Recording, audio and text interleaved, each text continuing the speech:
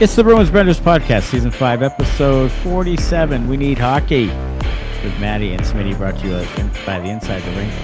Stay up to date with us and get your Bruins news and info if you enjoy our content. Please like the video, leave a comment, definitely hit the subscribe button to help us reach new fans every week. In this episode, we will discuss John Farinacci's departure from the organization, also another employee leaving the Boston Bruins organization, and do not get in front of Zdeno Chara when he's cycling. All that and more on the Bruins Benders Podcast as we reach the middle of August. You could tell it's the middle of August. And it feels every bit of it. You could tell it's the middle of August with those fucking things.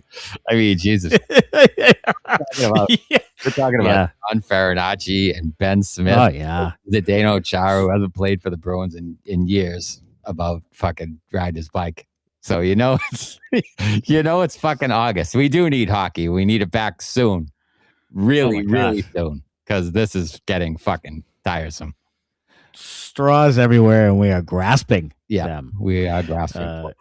There was a little bit of news here and there. There's a little bit dribs and drabs. But we're about, I think today was Grizzy. We're Grizzy days away, 48 days until the opener. Yeah. But only a little bit over a month until training camp begins. That's our season premiere. Yeah, that's what we're looking for right there. Just some news, just some Bruins talk. Shout out the season premiere. When will it hit? September 16, live Wednesday night, 9 p.m. on YouTube.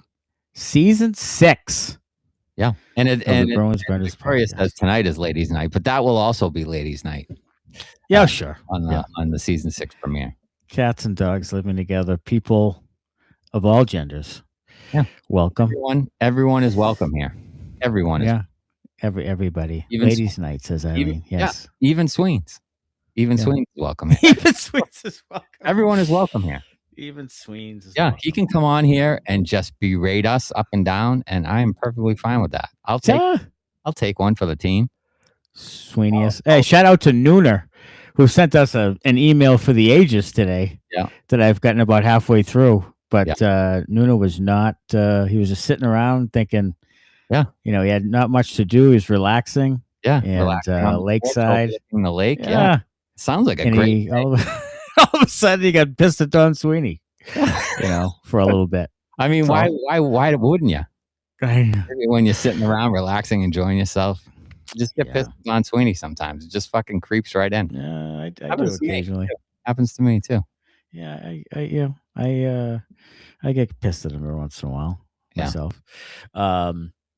There's some new happenings. Another person left the organization. We'll talk about that. Mm-hmm. Interesting what jobs people are taking when they leave the organization, too, which is interesting. Lots of movement in the organization, which I was thinking about this today as I was trying to come up with things to talk about.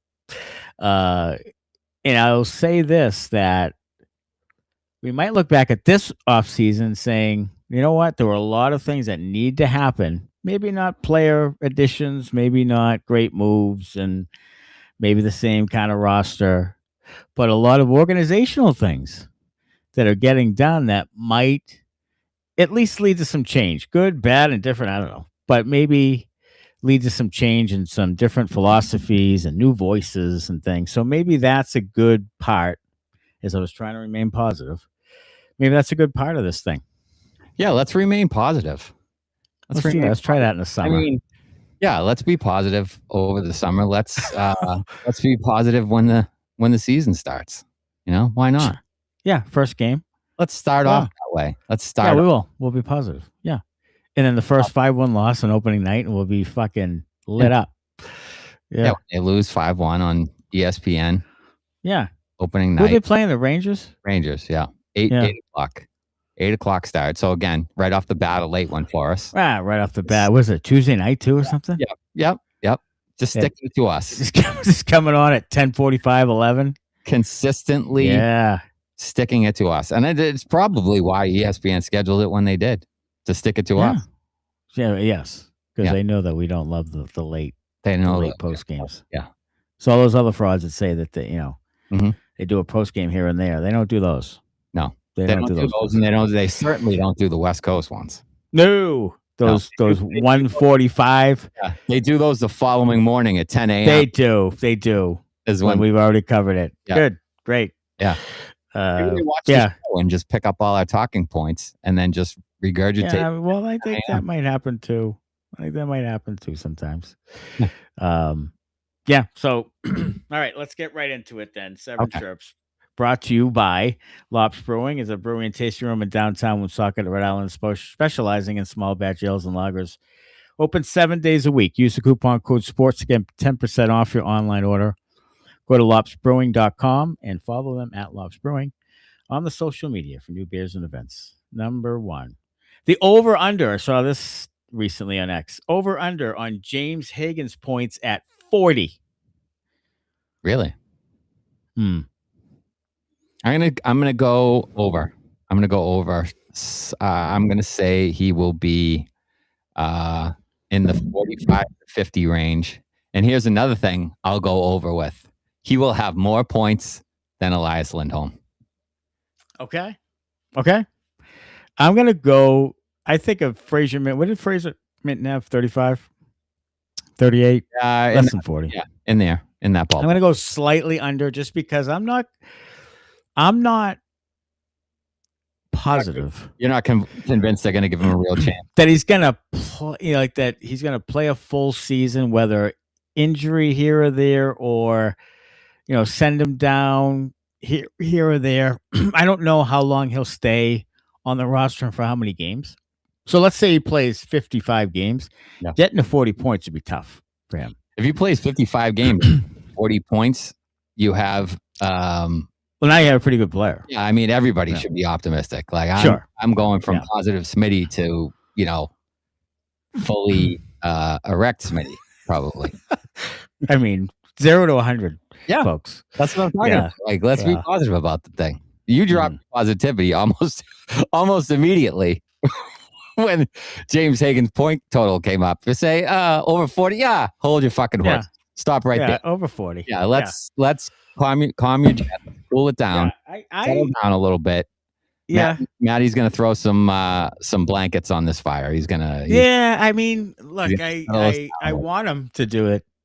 But I just don't have it's not really the confidence in him that I'm concerned about, because I think if he was allowed to play 75, 84 games, whatever, that he would have a legitimate shot of that. Yeah.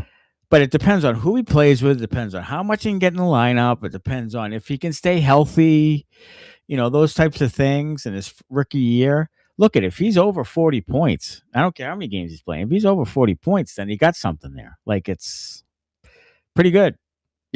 But so because not even Minton had that, and we're really positive about him. So if he has over 40, then good, because that's one less player they have to go get from somebody else. Yeah, that's what I'm saying. I think there's a lot to be optimistic about if he has a season where he's, over 40 points. Yeah. So I think that would be a positive, no matter who he plays with. Even if he plays with Elias Lindholm. Right. Do you think they're gonna go kid line, or do you think? Yeah, I think they're going kid line. They're gonna go kid line right out of the gate. Yeah. Okay. I do. And honestly, I don't love it. I don't either, just because it's not that I don't. It's not that I don't like those guys. It's just that together, I don't like Husnudinov. Like, I still have Husnudinov on the fourth line in my mind. Sure. And I don't. I just think Hagens needs to be. See, I'm the guy that says just put Hagens up with either Zacha or Pastrnak. Like, just put him up with top six range there, and because that's kind of the skill set you have. And if he plays with Minton and Husnudinov, he could still play well and not produce that much. And then people are like, well, he's not that much of as much of an offensive player as we thought. And so I just think you're not putting him in the best case scenario. I mean, it happened with Poitras. You're putting these guys not in the best case scenario right out of the gate. And I think it's not like you have nothing to lose, but Jesus, like, what's the alternative? Like, I think Yeah. I mean, I think it's wasted on him to start him on the third line with a couple of kids. I mean, he's an offensive player. He should be playing offensive players, whether it's Peterka, whether it's Zacha, whether it's Pastrnak, whether it's Geekie. I mean, he should be playing with an offensive player. And I hope he is. And who's Nadinov, as much as everybody loved the season that he had and that he kind of broke out a little bit and had a pretty good year. He got that because he was playing with really good players. People forget he was on the top line for a bit. On the top line playing with David Pastrnak. Right. So yeah, he had some good numbers. You know, give James Hagens that same latitude. Give him that same opportunity. And let's see how he does. So that's what I would like to see. And I agree with you. I mean, Nadinov should be the fourth line center, and Sean Kuraly should be on a bus back to Columbus to enjoy his retirement in his hometown. Yeah, and we'll have some sort of a ceremony or whatever, video montage, if you will. All of those things. Yeah. I have no ill will towards Sean Kuraly. I just think there are better options to be the fourth line center of the Boston Bruins. Yeah. Sean Kuraly is, by all accounts, a great guy, a good veteran. I just don't think he can play really anymore.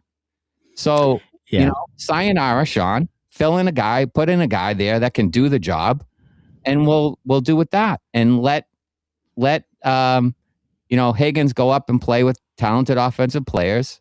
Have Minton play with some veterans. Put him with Geekie or whomever. Doesn't matter to me. But give those guys at least a veteran. I think on each. You don't want to just put all of the onus on the kids together, because I think when you do that, they can't play as freely as they would if there was a veteran there. If you get what I'm saying, they all feel like, oh no, like we all have to be responsible defensively. So you saw a lot of that from James Hagens, and he had played pretty well, but he wasn't the offensive. He looked a little apprehensive, he was defensive minded. Yes. He's like, oh, I got to be the third guy high instead of playing offensive hockey. He's worried about his position because the Bruins have drilled that into him at this point. Sure. Like, let him play offense. Let him do the things that you drafted him 7th overall for. Like, let that stuff happen. Don't hamstring him by making him into a two-way forward. That isn't really what his game is. So I want to get the opportunity with good players, and the same with Minton, and Nadinov should be the fourth line center. That's what I was most impressed with Hagens was he was getting his stick on a lot of pucks. Like when he was forechecking and getting in passing lanes, he was being a little disruptive, but he wasn't. You could see he wasn't trying to be aggressive enough, and that's why his play kind of flattened out.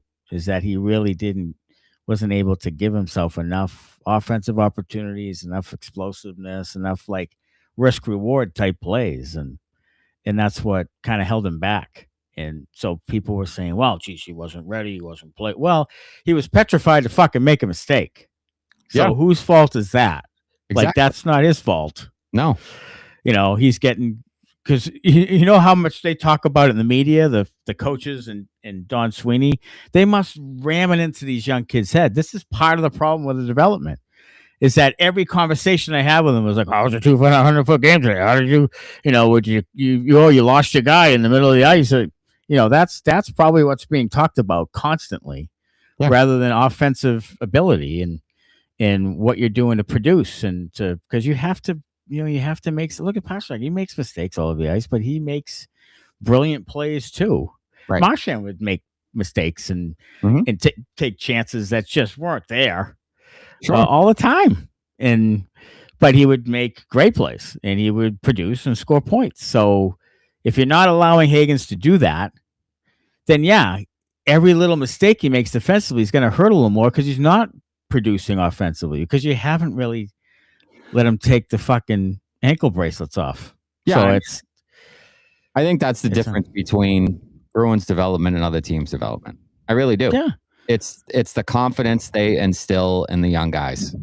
And the Bruins do not instill any confidence in the young guys. They're not saying go out there and play like you can, play your game. Right. And dominate and do all the things that you got drafted to. They're saying be responsible defensively. You have to be the third man high. Don't get caught. Don't give up a 2-on-1. Be good along the boards. Don't pinch if you don't think you can get, like, all those things are going through a young guy's head. Whereas in Florida or Dallas or other places where guys develop, they just say, go play your game. Paul Maurice said that to every single guy that's ever been traded there. Said, I don't care what you did before. Just come here and just play your game. Mm-hmm. They thrive down there because he just lets them be who they are. If you're a guy who's a little dirty and a little cheap but can score and play, great. Like, we want you to be who you are. Yeah. And Bennett, if you want to punch guys in the face and that helps you score 30 goals and be, great in the playoffs, play on the edge, by all means, punch guys in the face and be great in the playoffs. Yeah. But I mean, Bruins are telling all the guys that come here, well, you got to play a 200-foot game, and you might not be ready to play in the NHL just yet. You have to go down to Providence first and earn it. It's just not the right way to instill confidence in young guys that you want to be successful for your team. It just isn't. Yeah, it's been happening since the beginning of time. It's just, that's what they do. I read something. There was something out on X the other day about is there someone from your team who you thought for sure would be like star or big time player and didn't pan out? And the guy I thought of was Dmitry Korpisalo, because he had a 30-goal season, and then after the next half a season, he was in fucking Switzerland. Because Harry Sinden just didn't like he tried to trade him. He didn't like his defensive game. And so it went back all the way to 1992, that's kind of been happening. Like, if you have some offensive flair, it used to be the Canadians were flair and the Bruins were friggin' punch your lights out. And that's kind of when the undercurrent of the Bruins forever is that we're going to win the fight. Yeah. While you skate around us like we're standing still. Right. And, teams like Canadians every year after year after year would beat the Bruins. Why? Because at the end of the day, even if they lost the fight, they beat your ass up and down the ice. Right. So that's, that when I read that article on Dmitry Korpisalo and I remembered everything that happened back then, I'm like, Jesus, this sounds like these young guys they have now. Like that, they're going to trade them. They don't want to keep them. Whatever. And, it's unbelievable. And Marty St. Louis, they were talking about him with the Canadians. Like, he lets them play, he lets them be themselves, and the Bruins just don't do that. Bruins want to mold you into something you're not. And it doesn't work. No, and a big part of that, that whole thing is that Montreal was always that kind of up and down team, and the Bruins were always the fighters and stuff. Well, they're trying to take fighting out of the game. I don't know if you've noticed. Right. I mean, so they try every year. So if that's your MO, like, you're fucked now. Yeah. Because the game is moving in the other direction, and you haven't been able to develop that kind of player really ever. With the exception maybe of Jake DeBrusk, maybe.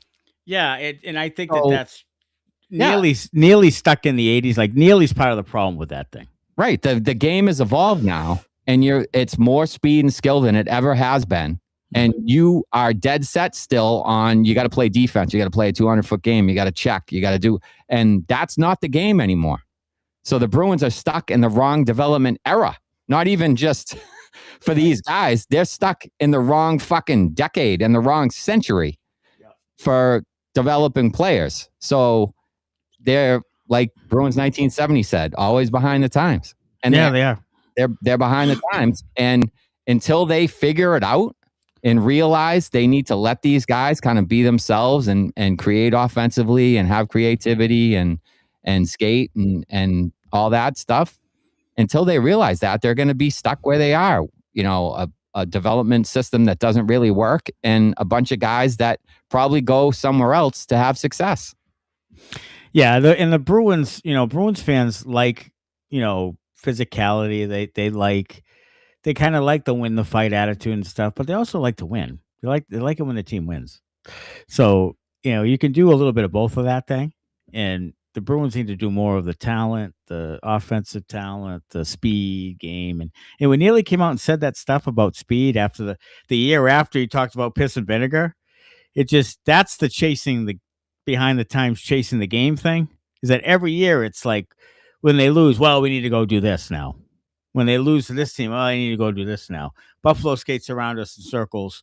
We have more speed. Florida beats the piss out of us. We got to be more piss and vinegar. And it's always chasing it. Like, it's always retaliatory.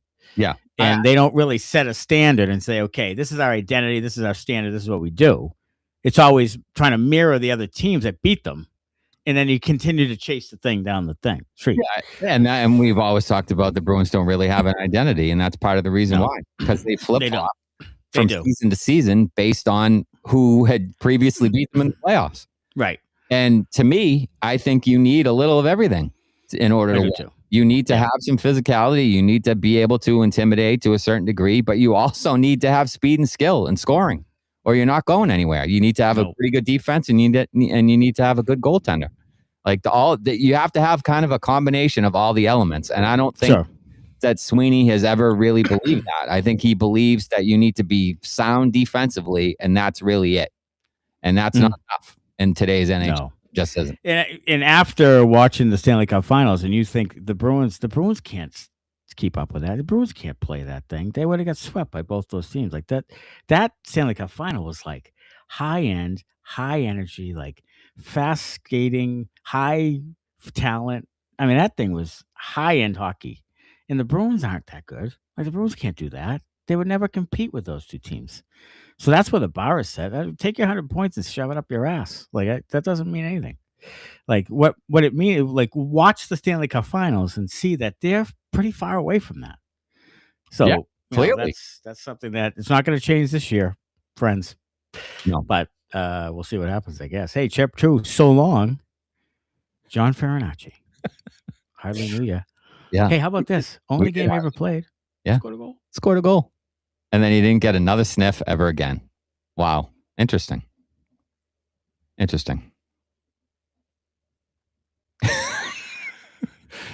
don't know what to say. I don't know what to say about it. I really don't. He played scored a goal, and then he was never heard from ever again.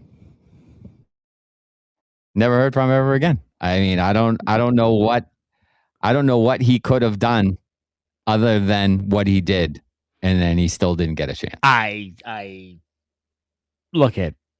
You could tell me till you're blue in the face that you need these fourth liners, these third liners, whatever.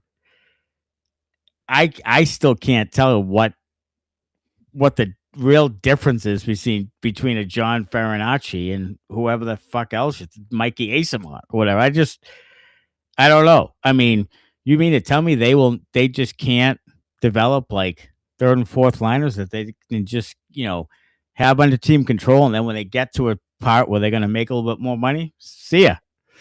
Like that's, I mean, I don't understand. To me, that's what they can develop. Yes. You know what I mean? They should be good at that. Yeah. So they had a whole team full of those guys in Providence. They had, that's the thing that they should be able to develop, because they harp so much on defense. Like if they're constantly harping on defense, those guys that come up from the minors should be ready to play defensive NHL hockey. And as a third and fourth line guy, that's primarily what you need. Don't get scored on while you're out there. And maybe create a little energy. Well, John Farinacci scored a goal, but apparently that's not good enough. He probably missed a fucking assignment once, and the other team got a shot. Even though that's what I'm saying. It doesn't matter, because the other team got a shot on net when he was out there, and God forbid, anybody shoots the puck in a hockey game. Yeah, you just kind of typecast guys, and you kind of think, well, this guy.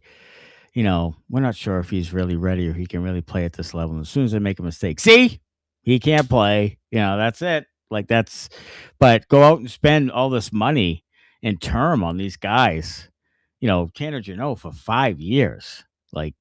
If another person tries to talk me into how great of a contract is, I'm going to lose my fucking mind. 5 years? If you want to give him 1 year at $385, fine. But 5? That's absurd. That is absurd. That I don't understand. Why would you want the guy for 5 years? It's just incredible. I don't know. Mikey Eyssimont, you can't find ice time for him at all. But he's got another year because he gave him 2. Same thing's going to happen with Clifton. You watch. We're going to be fucking screaming at Clifton all year long when he gets in there. Yeah. And you're going to have him next year too. At 2.25. No one's going to want that.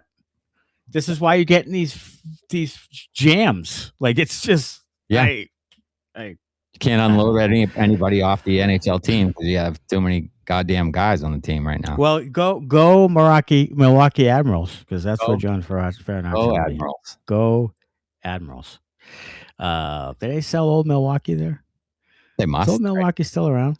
Yeah, I think so. Is it? Milwaukee's best? You can get old Milwaukee's best. Yeah. Yeah. We used to call it the Beast in college. It's good stuff. The Beast? Yeah. It was like fucking $5 a case or something. Yeah, it's like we had Keystone Light, and Keystone. Sure. They have Keystone Ice, Bush Ice. Yeah. Whatever. Bush Ice. Bud Ice. Bud Dry. Bud Ice. Red Dog. Oh, God. Red Dog. Yeah. Oh, I used to drink those. Holy shit.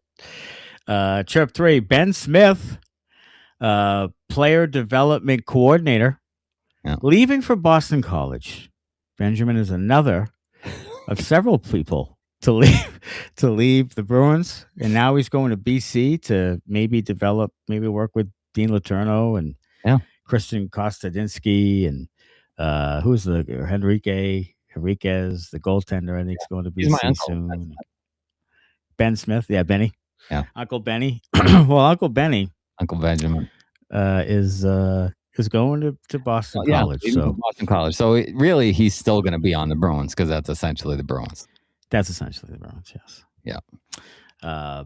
So Ben is leaving. So another player development kind of change because the developments hasn't been good. Nope. I just hope that Kevin Adams is talking to people over there and they're listening to him. That's what I hope. I still people will kind of say, nah, I still think there's a reason why he's there.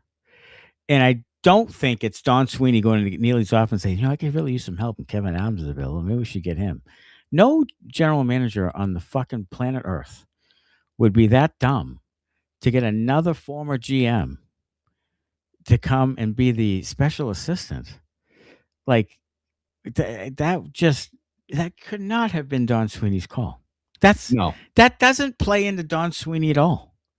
No, that's a Cam Neely or above call. Yeah, for sure. I think.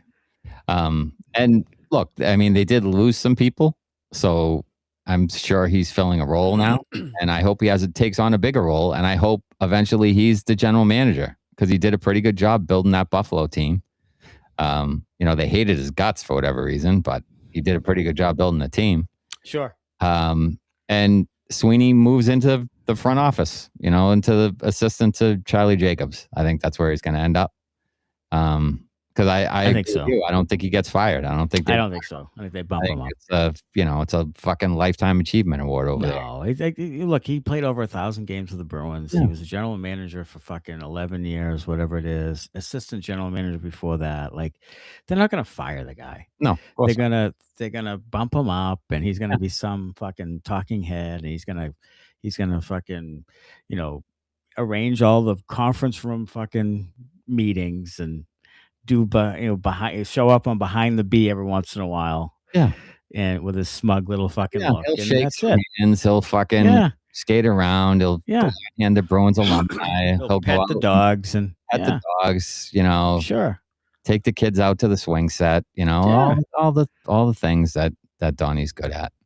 Yeah. The sideways bullshit marketing talk. Can't wait for it. He should be in charge of marketing at the Bruins. Should be. I think if Don Sweeney is moved, will it be a good thing? It should be, right? If he's moved up. But Cam Neely's the issue. And Cam Neely's not going anywhere. Yeah, he's a big part of the issue. Maybe he's a big part of the issue. Maybe he should be the assistant, owner assistant. Maybe. The assistant of the assistant, owner. The ass to the ass. Yeah. Yeah. Major asshole. Maybe. I'm surrounded by assholes. Maybe. I don't. It's unlikely. But they both should retire. I think the game has passed both of them by, and I think they both hang it up. And I do find it fascinating that they have, brought in some people from outside the organization, and they've kind of cleaned a little bit of house. And this is not something they typically do. I mean, I have to look back at the Peter Chiarelli time when they hired him and what that kind of looked like. Mm-hmm. But Sweeney was his assistant. So this is this is a little different. It is. And it's kind of fascinating to me that they're doing this because they don't do this. Like they keep it so in-house and so tight. And I think it's because they like to do things the way they like to do them. Yeah. And they don't really want outsiders come in and say and question them and say like, well, why are you doing like this? Why would we do I this? agree. And I definitely don't think they like outsiders to question them. But do you think the reason that they're doing some of this stuff is that Sturm has maybe kind of won a little bit of a power struggle? I think he has a little bit. I mean, going back to the Jokiharju thing and the Lohrei, taking a little bit of power away, and he had some success too. Yeah, it worked. Certainly helped. You know, he pushed some of the right buttons with some of the veteran guys that he scratched and that kind of thing. And then he developed Nadinov, he developed Minton to a certain, you know, those guys kind of had good seasons under him, young guys that were responsible defensively and did all the right fucking things. So maybe he has a little cachet within the organization now. And he was one of the guys that told them initially, look, your development model fucking sucks, dude. It's terrible. Sucks. Yeah. You got to do something else. And maybe people are starting to listen. I hope so. Maybe he got to Neely, and Neely was like, okay, we got to get some speed. We've got to make some changes in the organization. And maybe he did that. And I wonder what Sweeney thinks of it. And the only reason why I think Sweeney's okay with it is because I think he's almost done. I really do. And I'm going to bookmark this thing because I'm putting it out there. I think he's done sooner rather than later. I do. On his own volition, like not really like, mutual parting and all that stuff. But I think he's almost getting closer to done. And I think that's why he's kind of open to the transition to the next kind of group. And I think that might be how they're playing it. Because he turned 60 like last week. Like, so he's getting up there. Yeah. And I'm thinking that maybe he doesn't want the grind. He doesn't want and he's kind of delegating more. And now it's just kind of showing that he might be moving on soon. Yeah, I mean, I wouldn't want assholes like us fucking criticizing me. No. I mean, that was the last straw. I mean, let's be honest. It was this podcast. Yeah, going YouTube, and we might have broke them. I think we did. Think we did. But I think that's. It just doesn't make any sense to me that someone like him, who we know who he is, he's kind of arrogant, kind of fucking always right, kind of talks out of both sides of his mouth. Type of thing, that someone like him would allow this thing to happen if he was going to be here for the long haul, or if he was really like doing this thing. Like, it just doesn't make any sense, knowing who he is, that this would be happening. So it has to be something. Either they said, Donnie, you know what? We got to get this thing cracking. So we're going to bring some people in to help you out. So they're not saying like, you're going to go, but they're saying like, we're going to help you out and get there. Or it's they've had some talks, and Sweeney's like, I might be getting done soon, and maybe that's the thing. But it has to be something like that. Yeah. Because it just doesn't make any sense to me that he would do that, because he's never admitted he was wrong. He's never delegated much. Mm-mm. And I think you're right. Sturm made some things happen, and then it worked. And then maybe that got a little bit of like, okay, like the Jokiharju thing still sticks out to me. Like there was a difference of opinion there. Because Sweeney, again, a little sarcastic dig about Jokiharju. Because that's what Sweeney is. Yeah. So you were against me on this. So you can't tell me that guy is okaying a bunch of outside people to come in. It just doesn't make any sense. No, it doesn't. So, all right. Chirp number 4. Let's see. Charlie McAvoy is still at 11 among NHL defenseman rankings. Didn't move up after his, pretty good, biggest offensive year. A year that had a lot of trials and tribulations and injuries, and mouth caved in and the whole thing. He had some issues personally with his child, and it was a really taxing year for Charlie McAvoy, but a really good one by his standards, especially offensively. Do you see a big year coming from Chucky? Yeah, I hope so. I mean, look, they need him to have a big year. They need him to have a good year. I think that's probably his ceiling, what you saw last year. I would agree. And look, he could put up some more points because he was hurt a bunch. Mhm. So he could have a better year offensively. Defensively, he's not the player that he once was. He's just not. He's a little too all over the place now. He's got a little too much Cliffy hockey in his game, honestly, if you ask me. I think his partners have trouble playing with him because he's kind of unorthodox in that he's kind of all over the fucking place. And it's the same with Clifton. Like, you can't depend on him to be where you think he's going to be because he's probably not going to be there any time. Right. You know? And look, it's part of the reason he's good is because he can rush up and make a play or whatever. But it's also the reason that I think that's why he's burned through so many partners in the course. That could be too. They just can't. Yeah. They just can't find a guy that can play with a guy who's kind of all over the place. And Grzelcyk was kind of, I'm going to stay home, 90% of the time. And he could skate so he can make up for some of Charlie's, out of position, caught too far up ice stuff. So, and I think that's a little bit why he worked with Apricots, because Apricots can skate. So he needs one of those guys alongside him that can skate a little bit and make up for some of his out of position stuff when he's trying to do too much offensively. So I feel like with Cassidy, he was at his best. Yes. Now, whether that because he was younger and healthier and more, whatever, and learning and taking on the coaching and everything. And Montgomery just kind of let him do his thing. Montgomery, I don't even know what he was coaching. I have no idea. what was happening there. But the team was kind of coaching itself. And I think McAvoy suffered because it was less structure, less, accountability. Yes. He just kind of did his thing to his detriment. This year, I think he got a little bit better at times. Like, it's starting to come kind of back to him. Mm-hmm. But Hockey 35 says here, Charlie's decision making with the puck killed him last year. Certainly at times it did. Yes. But McAvoy is a lot better than what we saw last season. My question is he? Or is he, this is who he is?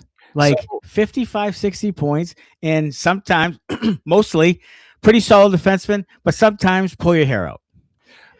Yes. So, like, what I would say is, yes, he could be Hawkeye better than what you saw last season. If he gets his defensive game back to where it was and is still the same player offensively, right? Then you have that guy who was top 5 in the Norris, once or twice.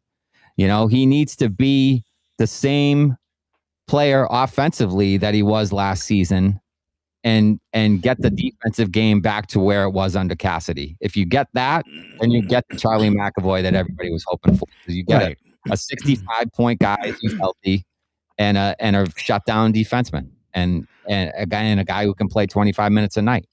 Right. Like, that's ideally, that's what you want.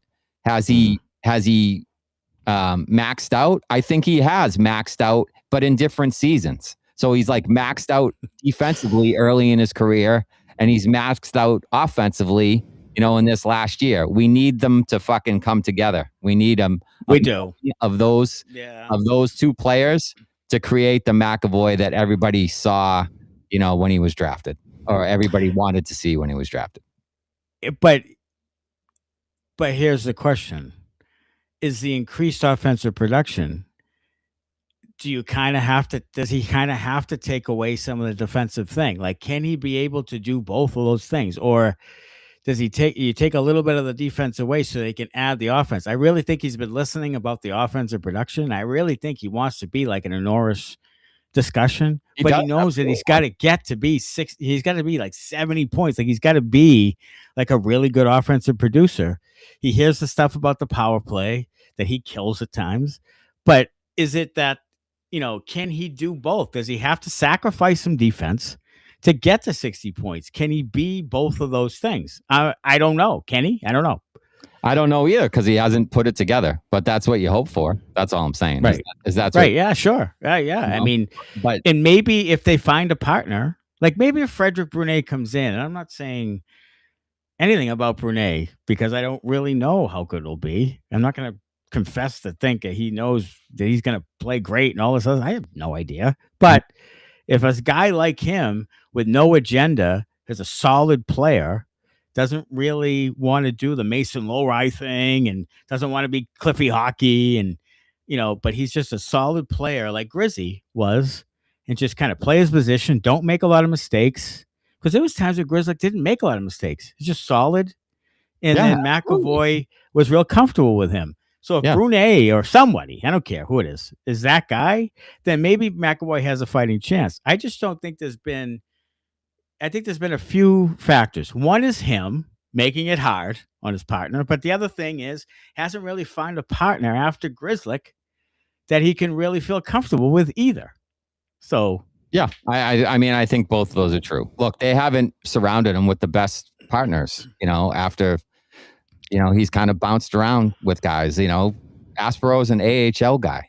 I mean, that's not ideally who you want Charlie McAvoy playing with as, a number one right shot defenseman. No. Quinn Hughes has, Brock Faber or, and Cale Makar is Devin Taves, like those. There's like a reason some of those guys are really successful. Is because they're next to a guy who's really, really solid and doesn't, maybe get all the headlines, but covers for some mistakes, makes a lot of smart plays. Thinks the game well, can cover for, the other guy when they make a mistake, but also can chip in a little bit on their own when they get the opportunity. So, it's a combination of things with him. But I honestly, if you get back to his rank, I think he's probably where he should be. I think that's what his range. He's in the 10 to 15 range. He could be a little bit higher at times. He can be a little worse at times. But there's a lot of really good young defensemen in the NHL who have come in and just set the world on fire, and they're passing him by. Matthew Schaefer's passed him. Sanderson in Ottawa has passed him. Like, there's guys that are just better than him now. He's not as good of a skater as those guys. He's not good as offensively talented as those guys. And if the defense is where it is now, which is, kind of up and down, then he's not better at the part of the game that he should be better at those guys then. You know what I mean? Yeah, sure. He should be better defensively than Matthew Schaefer and Sanderson. He should. But because he's kind of up and down and all over the fucking place, he's not. So like that's the part of the game that he really needs to focus in on and get back to what made him, a really good two-way defenseman. And that's where the question lies. Can he pull all that together and be the guy that everybody wants him to be? We'll find out. Yeah, we'll find out if they can get a pairing, because it can't be Hampus Lindholm. He's like past this prime. Can't be Zadorov. Like they had a little bit of chemistry, but I'd rather not have Zadorov on the top pair. Like, this is an opportunity to give a guy like Brunei a chance there, just like we're talking about Hagens. Like, give Brunei a chance there. Like, give it 25 games. Like, just it'd be nice if see what happens. Look, they have 10 NHL defensemen right now. So Frederick Brunei is going to play 3 at a time. Frederick Brunei is not going to get a chance out of training camp. He's going to be. I'll tell you what. If he doesn't, then we are going to we're finding audio, and we're going to keep playing that same fucking audio of him and Trent Whitfield and Sweeney and all these guys talking Brunei up, blowing smoke up his ass. And if he doesn't come out of training camp with a roster spot, we're playing that shit over and over again. Well, we are, and we should, and we will. I feel like, honestly, the only guy that was really honest about that thing was Whitfield, because he talked him up and he said that he's an NHL guy, but he said there's not really a runway in Boston right now. So he knows. He's gonna fucking kill someone. I am. Whitfield knows. He knows. Oh, he knows. He's been there 11 years. He knows exactly what's happening. He's going to end up in Providence. And if someone gets hurt is when he'll get his chance in Boston, which is probably what it was last year too. He never had a chance. And he never had a chance. So he was by far the best defenseman. By far, they said, the best defenseman on the team. Yeah. What would he have to prove if he's by far the best defenseman on your minor league hockey team? What does he have to prove, or what does he have to gain by continuing to play there? Nothing. They just zero. They just don't have a spot for him because and that's their fucking fault. It is. It's 100% their fault. Yes. GM's an idiot. That's what the problem is. Yeah. You signed fucking Connor Clifton and traded for Will Borgen fucking 5 minutes later. I'll tell you, does that? What kind of asshole signs Georgii to a 3-year deal and then sits him? What kind of asshole fucking signs Mason Lohrei to a 3-year deal, switches him to the wrong side? They don't have room for him on the left, and then scratches him. You know, then they have. I mean, they just keep bringing guys in. I swear to God, it's like a mental block or mental illness or something like that he has. Like he just can't bring himself to say, you know what? We're going to give Renee a chance, and then we'll get some scrap heap fucking defenseman if it doesn't work. Like, we'll get an extra defenseman, like in a trade or something. You can get, said it a million times, you can get fourth liners and extra defensemen any day of the year, 365 days a year. That is true. You can get them. So just let it happen. Oh, Christ. Chirp 5. Which NHL team will not win a cup in the next 10 years? Here are the rankings. Vancouver Canucks. They're not winning. Toronto Maple Leafs at 12%. Really? Calgary Flames at 11%. Columbus Blue Jackets at 10%. Chicago Blackhawks at 8%. Seattle Kraken should be 78%, but it's 7% because they'll never fucking win anything. Detroit Red Wings at 5%, Jets at 5%, Senators at 4%, and Rangers at 3%. Yeah, I don't see any Bruins there. I mean, maybe they're a little bit higher on the Bruins than you or I. That was from what's that from? The Athletic or Gino Hard? Yeah, Gino Hard. Yeah. Look, there's only going to be a handful of teams that win, and it's going to be all the teams that are the teams with the tax exempt status or where warm weather, where all it's shaping up to be kind of NBA-ish right now, and I'm not. It is.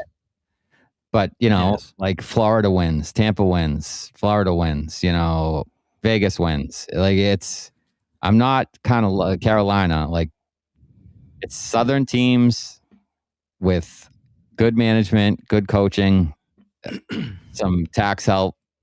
Mm-hmm. So all those teams listed, probably you could put them all together at the same percentage and say, yeah, none of those teams will win. I mean, the Blackhawks are the only team that was surprising. Yeah. Yeah, I mean, Seattle definitely should be on there. Calgary, Vancouver, like all the Canadian teams. Yeah. With the Winnipeg, absolutely. Toronto and Montreal are screwed. Yeah.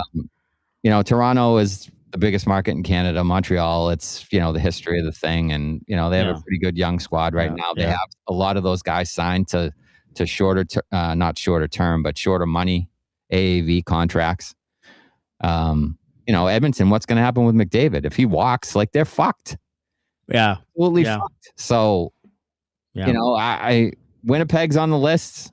I mean, all the Canadian teams are generally screwed. And then any American team that doesn't have a tax advantage or isn't in a warm weather place, it's going to take some really shrewd management and some, good contracts and some good fortune, I think, for those teams to win going forward. All right. Chirp 6 is the question I asked earlier about the expectations of player. You were convinced it was going to be a superstar that was not. Superstar that was not. That ended up not being a superstar. Yeah, I'm trying to think of guys that kind of fizzled out that I thought would be better than they were. I'll tell you what, when he first came to Boston, just Bruins, or are you talking about? It can be anybody now, but when in terms of the Bruins, when Mariusz Czerkawski came the year after Karbotanov left, there was a lot of talk, a lot of hype about Czerkawski because he's a different type of player, he's dynamic and everything. He didn't really have a great success with the Bruins, but he had a good career with the Islanders. Like he ended up scoring, I don't know, 220 goals or something. He ended up being a pretty good NHL player. I thought Joe Juno was I thought Joe Juno was going to be a star. Yeah, I did too. I thought he was going to be a star, and he had a couple of really good seasons, and then they traded him, and he was fine, but he was never fine. He was never really a star. But there was hype when he came in. Man, that was big time hype. Yeah. And I think it was his rookie year where they got swept by the Sabres, right? Is that that? I think that's the year they won the President's Cup and then got swept. Yeah, I think he had like 100 points. Mayday goal. Yeah. Oh yeah. Yeah, he and Oates were dynamic, good together. Mm-hmm. Yeah. But yeah, he was definitely a guy. And there's guys like Eric Daze came out with Chicago. He was like all world. He was going to be great. Mm-hmm. Alexander Dag with Ottawa was going to be great back then.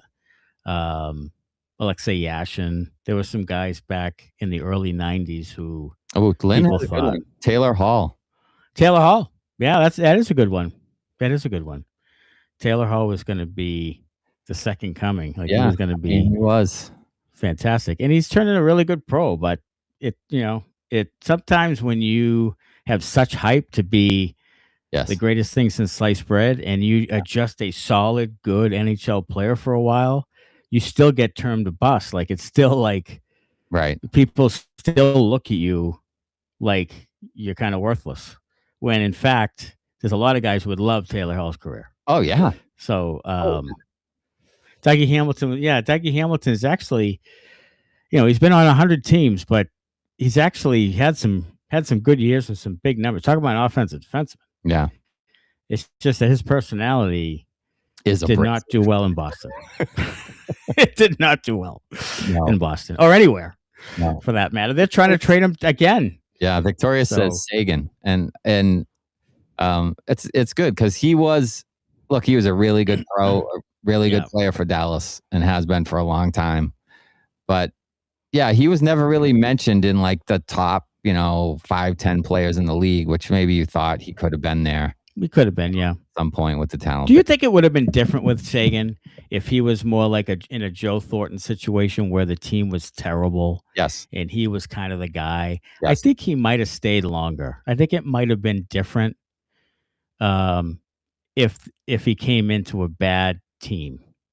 Yeah, possibly, because maybe they would have let some of those maturity issues kind of go by the wayside, because chalk it up to the whole team's the whole team's bad, right? And maybe he survives some of that stuff and sticks here and goes on to have the career. But they had the luxury of just letting him go because they were such a wagon. I mean, they won the cup. Yeah. I mean, it was that's a typical Bruins move. Now look at Thornton. Like Thornton's a guy that should have been a Bruin for a long, long time. Pat Burns didn't do him any favors. No. Thornton, his personality is not Boston guy. You see his beard and he's a dude. So, he's a dude. His personality is California for sure. It's surfer dude and all that. But Christ, he had what do you have? 2,000 points? It was like 1,800 points. Like he had he's an absurdly good player. Yes. But they traded him. They traded Hamilton. They traded Sagan.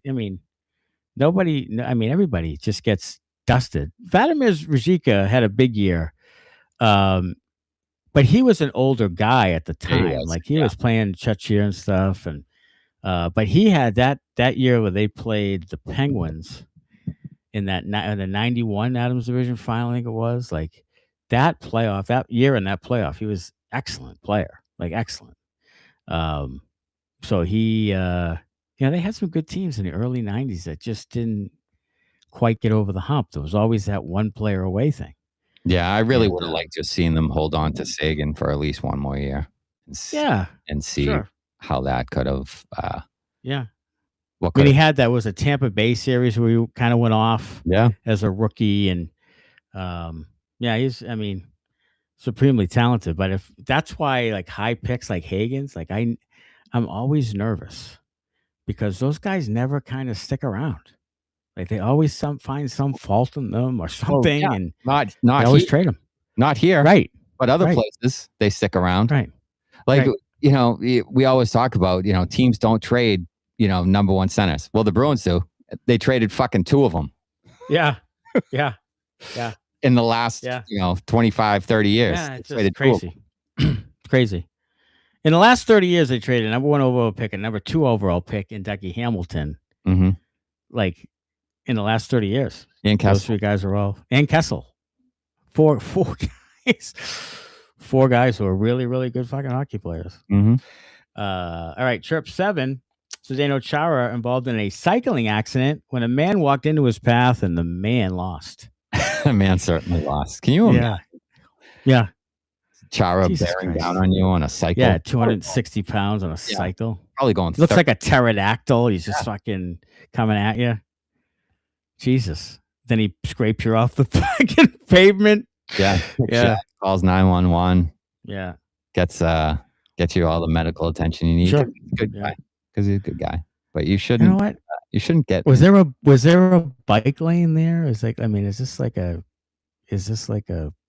legal issue? Like was he in a bike lane? No. Chara didn't get charged with anything. He was on the hills of everybody Kazakhstan or somewhere. He was not at fault. It was not Chara's. No. He was just strolling down Charlestown. Obviously, he wouldn't fucking do that to anyone. Yeah. No, God no. Yeah, he was. No. I don't know how it happens where you just get in front of Zdeno Chara, who's probably going 35 miles an hour on the thing. That's what I'm saying. You know, the guy's lucky he's not dead. Right. Absolutely. And hockey brings up Jason Allison. Jason Allison actually had really good years with the Bruins. He was a really good player. He was. That team in '99 won a series with Anson Carter and Jason Allison. Allison could really play. He was a big center. Could score goals, could play make and everything. He was an underrated player in Bruins history. He just didn't play long enough to get in the conversations, but he produced big time. All right, let's get to the comments. Appreciate everybody being with us on a August night. Yeah. Let's see. Yeah, ladies' night checked in early. That was good. Yeah. Let's see. Maddie could never fill the swear jar like Smitty. That's a fact, Eileen. That is a fact. Yeah. That's he's high end. Yeah. You talk about like first round draft picks and swearing. Yeah. I'd be up there. I think you would be. Yeah. Let's see. What else is up there today? Just bought a ticket for the home opener today. Here we go again. Fingers crossed, says David Bissett. So he'll be at the home opener. So David, for him. We're going positive David. Positive David.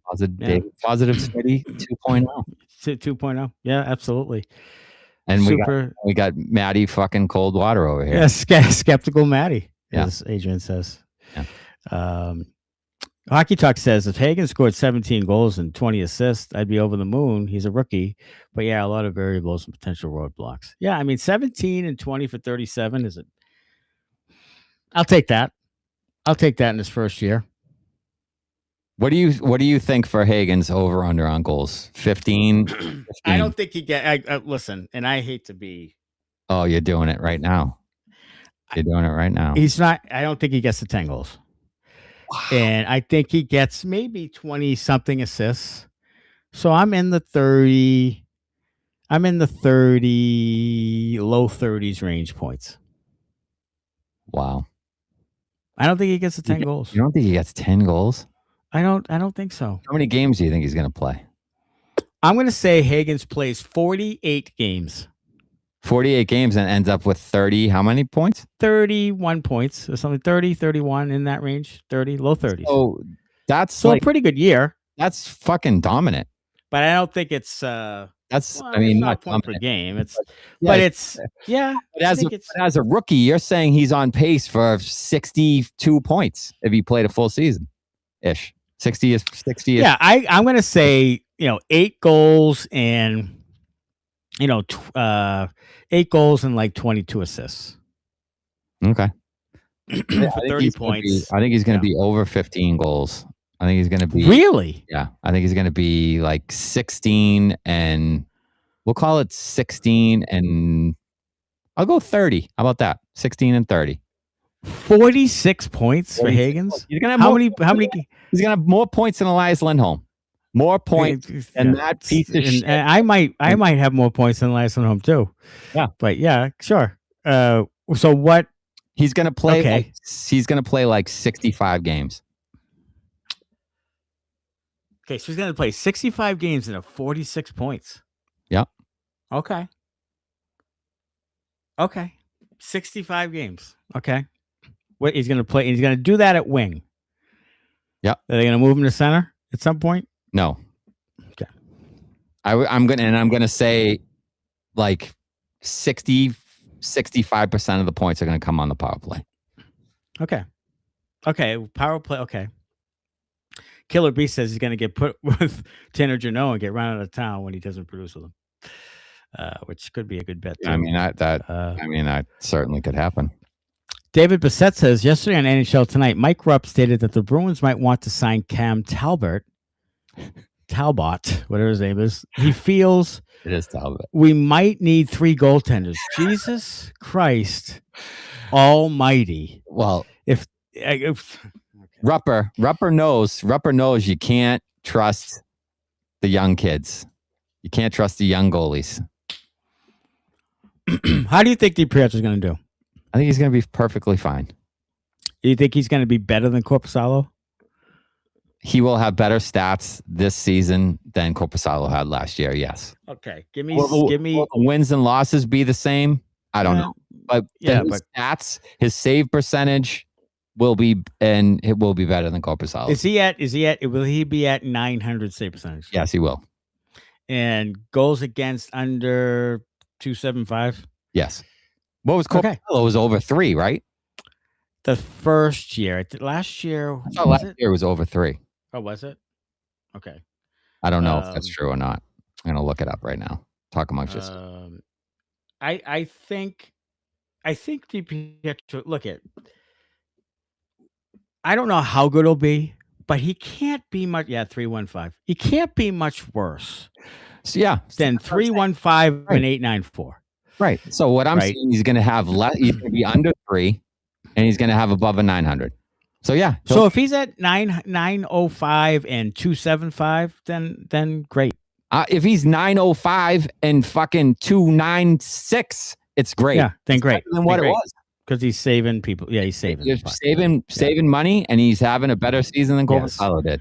So yes, and he's a backup goalie. That's fine. That's great. You're not paying him much of anything, and he's doing the job. Great. Love it. Lynn says, hopefully that is one of the organizational attitude changes, Maddie. Stop bashing the prospects and fucking encourage them instead. I mean, there has to be a way in how they develop these kids. There has to be a different way. I'm still not convinced there has been. Sweeney came out and mentioned it the previous offseason, but I still didn't see any real tangible evidence that there was any real change to it. I didn't. So now this year with the Brunet, how they talk him up, with Poitras, God knows what's happening with him. Hagens seemingly having a spot out of training camp. If those 3 guys are on the team, then that's a good first step for me. But I want to see like actual development. I don't think it's happening in Providence. I don't think any of the people in Providence, unless Brunet's there, are going to be real Bruins prospects. Like, I don't even know who they're going to be. Is Lohrei or Hansen going to play there? Like, I have no idea. Lucky he's not in fucking Maine still. I don't know what he's doing. He was a healthy scratch in Providence for a fucking dog's age, and then he went to Maine. Yeah. So I don't know. I mean, after they talked him up. Yeah, there's another guy that you could look at and say they've squandered a year of his development. They botched the hell out of that. As a 19-year-old, they bring him over to play in Providence, and then they scratch him for guys who are journeyman defensemen. Like, yes. And again, we come back to the Ismooj and Evan Gold trying to win the fucking Calder Cup because they're trying to fucking enhance their resume. Like, at the detriment of a 19-year-old kid that they brought over to play. Like, he should be playing on the Providence Bruins, and the 30-whatever-year-old journeyman defenseman can go fuck himself somewhere else. Right. I don't understand the logic. Are you really that scared you're going to lose to fucking Abbotsford? Who gives a rat's ass? I don't know. So you don't win the Calder Cup and you don't, I mean, it doesn't matter. It doesn't at all. You're playing Patrick Brown on the first line. You're playing journeyman defensemen. No offense to guys who are journeyman defensemen on the team, but none at all. They're journeyman defensemen, and they don't really have any future with the Bruins. Right. So play the guys who have some sort of future and let them kind of go through some growing pains. You don't have to play them every night, but play Johansson. Play them every night once, but play him once. No, play him sometime. Not once, every night. He should be playing every night. You brought him over. Yeah, a 19-year-old. He's a big kid to play every night. You wrecked a year of his development because you wanted to win in Providence. Like, why? Why are we doing If you know you're like that, why would you bring him over? Like, he's in Moncton having a good old time playing great hockey. You bring him over to Providence and you don't play him because you're afraid or whatever it is, not ready. Well, you should have known that. Like, can you ask a coach? Can you ask somebody who knows? And so he ends up playing in the ECHL instead of Canadian junior hockey. Right. Yeah. Which one is a better league? It's the Quebec Junior Hockey League. It is the Quebec. Those are future NHL players. So it's fucking wasted. They wasted it is. Here because if they were gonna, they should have left them alone and let him play another year in the Quebec League. If they were, if they didn't think he was ready. Right. So again, ruined, wasted. Right. So he's playing against, guys who are plumbers during the day. And like you said, nothing against a 32-year-old guy who's making his living in the AHL. Like, more power to him. I just don't want that guy taking a spot from a prospect who I think the Bruins should be developing. Like, right. I mean, look I don't mind Patrick Brown being third line center, fourth line center, whatever. If you need some leadership there and guys who help guys develop, fantastic. But not on the first line every fucking night. Same with pump him up. Like, same with Brendan Gaunce. Like, I'm happy that the Bruins signed Brendan Gaunce. Most penalty kill points on the fucking team now. Great. He shouldn't. If he's the first line center of the Providence Bruins, you're doing it wrong. You are. Yeah. Trent Whitfield, you're doing it wrong. If he's your number one center, you're doing it wrong. So you have to prioritize the young guys' development over wins and losses in the AHL. And if the young guys develop, here's a fucking crazy thing: if those guys develop and play well, the team will actually still win. Is there much of a drop off between, Lohrei Johansson and fucking Michael Callahan or whatever, who's not even on your organization anymore? Like guys who weren't gonna do much with you. Like so that's defensemen who I don't even know who they are. That's the other piece of it. Like, a bunch of these guys were going to be free agents at year's end. So are you prioritizing playing those guys who most likely, you're not going to re-sign? So why are you playing those guys? If they have no future with you, why are all those guys getting ice time? Why are they certainly playing over a guy who's 19 years old who you took out of the Quebec League and should be playing for Providence? Yeah, why are they playing top line minutes? Yeah, that's a question I'd love someone to ask. Yeah. Massimo, did you see that Massimo Rizzo? Massimo Rizzo is no longer in the Bruins organization. Came over in that trade for Brett Harrison and Jackson and Edward with the fighter there. Oh yeah. Nat Dummer, or what's his name? Mother Trucker. That guy. And Fluffernutter.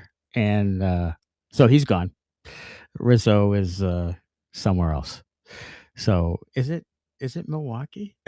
I don't know. Somebody put on Miracle. Just a quick aside. Somebody put on Miracle the other night and then like left and went to bed. And it was like the middle of the night. And I'm like, and you're fucking locked in. I was. Absolutely. I got to watch the whole rest of this movie. If someone turns it on at fucking midnight. Now I got to watch it. Now I got to fucking 2:30 in the morning. Fucking movie. Absolutely. Micah Ruzzioni, Winthrop, Massachusetts. I played for the United States of America. America. Yeah. It made me think of it because we were talking about Rizzo. Oh my God, Rizzo. Sweeney signings like the Seinfeld when Kramer just shows up at a job. Yes, the Milwaukee Admirals are the Nashville Predators AHL team. Hockey says it goes way back to guys like Dmitry Kreml-Talanov, Vladimir Ruzicka, Petri Skriko, Joey Juneau, And even now with guys like Lysell, Merkulov, and Farinacci. Put him in charge of the salad bar, says Lynn. Yeah. Just like Milt Schmidt and Busick, etc., says Bruins 1970. Let's see. Pastrnak is the first pure skill player we have kept and didn't refuse to pay to play. Like, Pasternak's the one outlier, and I was thinking about this actually recently. Like, Pastrnak is an outlier. Like, you talk about Kessel and all these other guys. Like, Pastrnak was able to stick. Part of it is because they were such a good team around him that he was able to do his thing and score goals, and he got to such an elite production status that he kind of made it through. I wonder if the team, again, just like Seguin, if the team isn't great when Pasternak's there, if he's the guy that they stay with, because he could have been a guy that they said, yeah, he's not really our type of player, and sent. So Pastrnak is the one guy who fits that mold and who has stayed. And it's interesting. It would behoove the Bruins. I mean, Sweeney loves to look back at history and try to build teams like the teams that the team in 13 that won it. Sorry, 11 that won it. But they had Bergeron and Marchand to play with Pastrnak. Two guys, maybe the best two-way center in the history of the league, and then Marchand, who has gotten Selke votes as a winger. So two really good, responsible defensive players that could also play offense. And they put Pastrnak with those guys, and they were just like, yeah, go ahead and play offense. Like, those guys will take care of your defensive lapses early on as you learn to become a better defensive player overall, which he has. It would be nice if the Bruins took those same lessons with a guy like James Hagens and said, yeah, we're going to play you with two veterans who can play offense. We're going to let you play offense, and those guys are going to take care of you defensively. You don't have to worry about that piece. Right. Just play offense with those two really good players and kind of grow into your game. It'd be nice if the Bruins looked back on that and said, oh, why did David Pastrnak, why did that really good creative offensive player succeed early on? And took that same fucking lesson and applied it to James Hagens. It'd be nice. Yeah. Right. Yeah. Hockey says he wonders if expectations for Hagens are too high and he burns out. He thinks Hagens ends the year as a center and ends with 25 goals and 35 assists. Wow. Now Hagens ends with 25. That's Calder Trophy territory. You're talking about a Calder Trophy Rookie of the Year finalist. Yeah. Yes. Yeah. I hope you're right, by the way. I hope you're right. I hope you're right. All accounts. I hope he ends up at center. Yeah. And I hope he ends up with 25 and 35. Look, if they played him at center with David Pastrnak from the get-go. And Peterka, that line right there. Yeah. Peterka, Pastrnak, Hagens. If they played him there to start with and left him alone, he'd have a fighting chance. He would be in that neighborhood. I guarantee it. He would be in that neighborhood. Yeah. If you just put him there and let him play and left him alone and said, look, if you make mistakes, that's fine. David Pastrnak makes mistakes too. Just leave him there. Let him be. He would be in that neighborhood. I guarantee it. But they won't. I'm with you. They won't ever do it. No, they won't. They'll never do it. And you will never know unless you try, and they won't try. No. So you can always question it, and that's what's good about this team is that they give podcast material left and right. Victorian Bruins 1970. I'm ready for the fucking Lindholm starting game 1. I'm telling you, as soon as they have the opportunity, Lindholm's going back to 1C with Pastrnak. I guarantee it. Over under how many games it takes for Lindholm to be on the top line at some point with David Pastrnak. What do you think the top line is going to be to start? I think it's going to be Peterka, Pastrnak, Zacha. And who's line 2? I'm going to say Minton, Metalstack, Geekie. Oh, shit.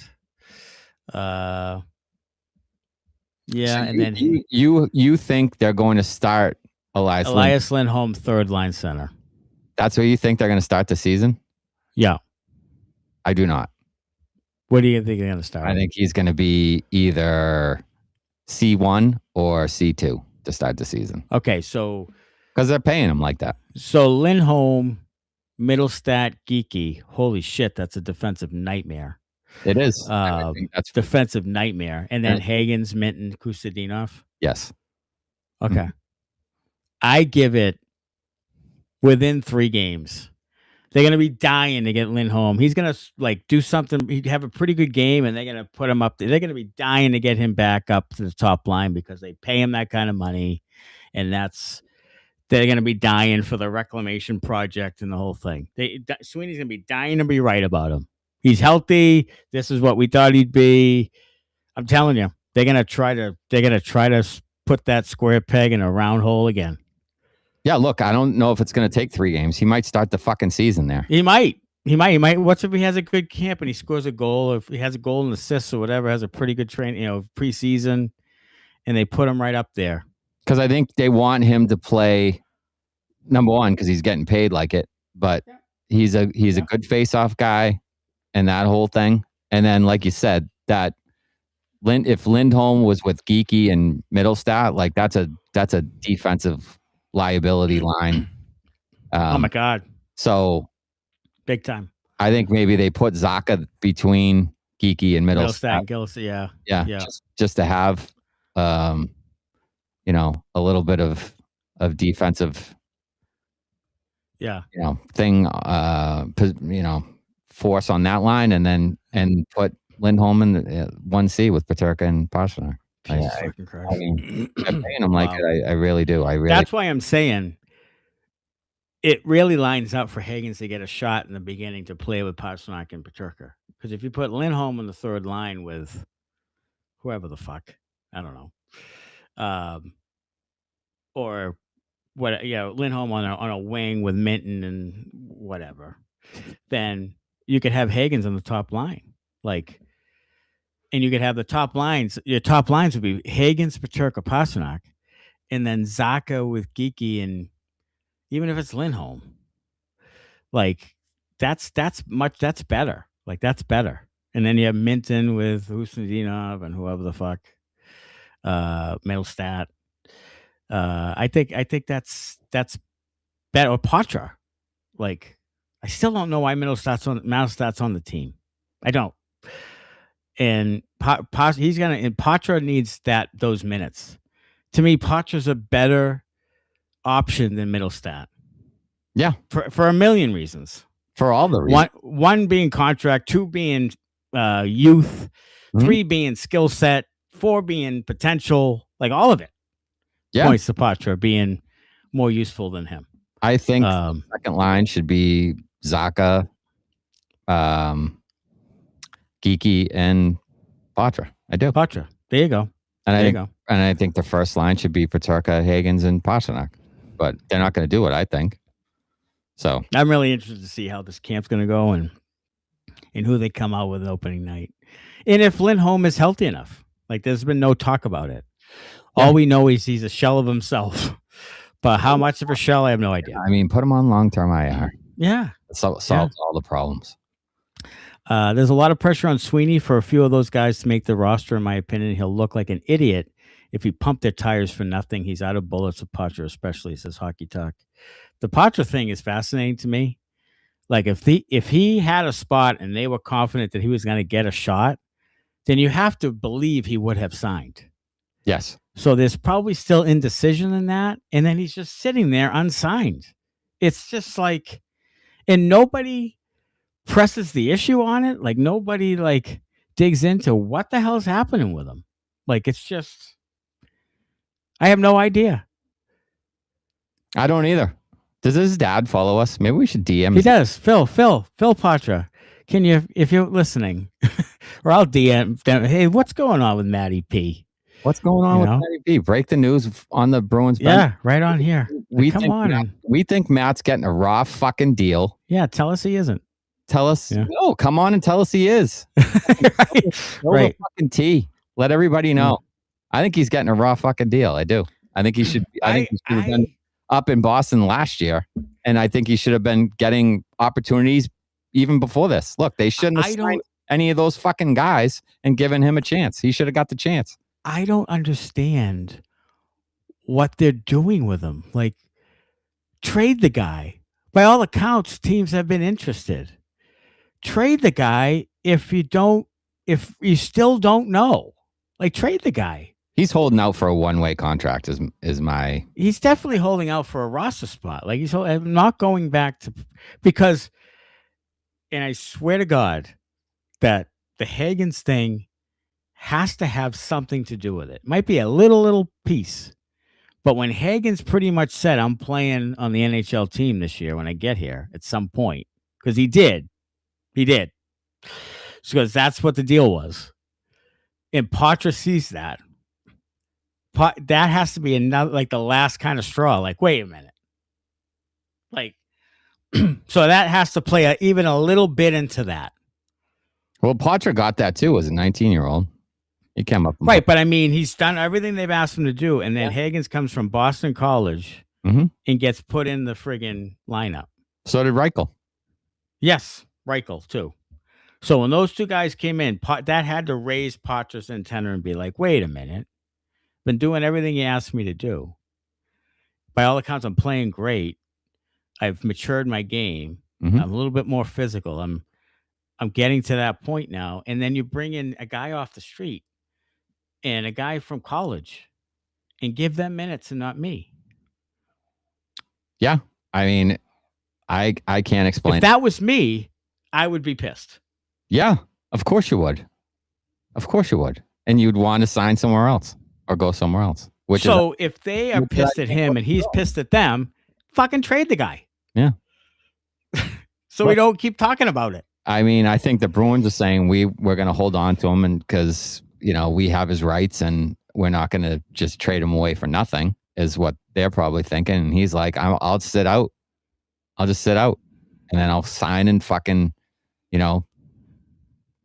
November fucking 29th, and I'll come in just under the wire. I'll get my year of eligibility in, and I'll fucking peace out. See you, bitches. When it's time when somebody wants me. Absolutely. Hockey says, take it easy on Billy Sweezy. We do. We like Billy Sweezy. Yeah. Big fans of Sweezy. Big fans of Sweezy, and that's not directed at Sweezy. No. Not at all. Just good for Sweezy to sign another contract and hang in there. Yeah, Patrick Brown is in Europe. Go ahead. Yeah, it's not Sweezy's fault at all. We're not saying it's his fault. We're saying he's a Hanson Mass kid. Yeah, he's a local kid. Yeah, if you have a spot though for a guy that you pulled out of Quebec, the Quebec League as a 19-year-old, don't send him to the ECHL. Like, that's for management of an asset. That doesn't have anything to do with Billy Sweezy. It's not his fault that the organization are a bunch of fucking boneheads. No. Yeah. Andre says he's never been so happy to see us guys and Connor. So that's great. Thanks for dropping in. Thanks for we're happy to make you happy. Whatever makes you happy. Massimo Rizzo is with Kalmar of the Hockey Allsvenskan. In where? Sweden. That's Sweden. Isn't that Sweden? J20 fucking Sweden. Oh, the J20, yeah. I think so. One of those Swedish leagues. Sure. National. If we are lucky, Lindholm goes down with an injury in the preseason. Yeah, he goes on LTIR, and we use that money to get a legit 1C. Yeah, look, I'm not wishing anybody to get hurt, but it would really be the best for everyone if he just tried to get his back healthy and went on to long-term IR. Yeah, sure. Like, I'm not hoping he's hurt, but if he was and his back couldn't hold up, I think I would want him to get 100% healthy, like all the way healthy. Like, don't settle for 97% health, 98%. No. Let's get it right. Get the fucking thing right. Get it right. If you need to have a back surgery to do it, have back surgery. Yeah. And if you need to get rubbed in Germany, whatever, just fucking go do it. Right. If you need a second or a third or a fourth opinion, you need to travel the globe to get opinions on whether you should have the surgery. Travel the globe, get those opinions. Take as long as you need to get those opinions, and then get that surgery like late in the season. Late in the season. Late. And then you Right. go on long-term IR for this year and next year. Yeah, you want to get as many consultations as you can. Yeah, all the and then have it. Yeah. Do it in like April. All the hospitals. And be like, yeah, I'll be ready in 29, 30. All the healthcare. Yeah. How long is this contract? I think it's get all the opinions. You need all of them. This was year 2, so he's got 5 years left. Fucking A. Lynn says still time. Yeah, that was 2 years. It was only year 2. This is year It 3. feels like forever. Oh my God. Yes. It feels like forever. Yeah. It feels like he's been playing as long as Wayne Cashman. Was this contract signed in like fucking dog years? Oh, fuck. 7 years. 7 years. Oh, my God.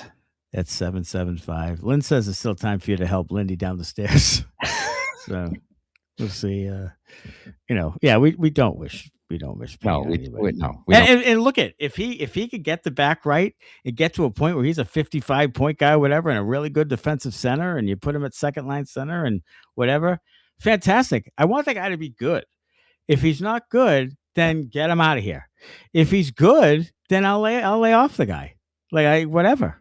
But it's really if he's too hurt, then it's really the expectation based on his contract is what the problem is. Because if you had signed him to a Tanner Jeannot deal as a third line center, no one's questioning what he's given you. You know what I mean? No one's questioning that, because if you signed a guy to a 5-year deal to play third line center and he can penalty kill and he can win faceoffs and he chips in offensively and he gives you 40, 42 points, great. That's great. You know, but because you signed him to 775, you're looking for a little bit more than that. And he's just not that guy. That's not his fault. I said this all along. I don't hate the player. It's not his fault. That's an awful contract, though. It's an awful contract for a guy who hasn't really proven that he can be, a top 6 forward. 1,000%. What's up? 1,000%. So Connor had something on something. You have any Connor's Corner there, Connor? Yeah, I got plenty of shit to go through since my microphone decided to not work last week after the trip. So a big thank you to all of you who did wish me a happy birthday last week, and I couldn't really respond. I appreciate it.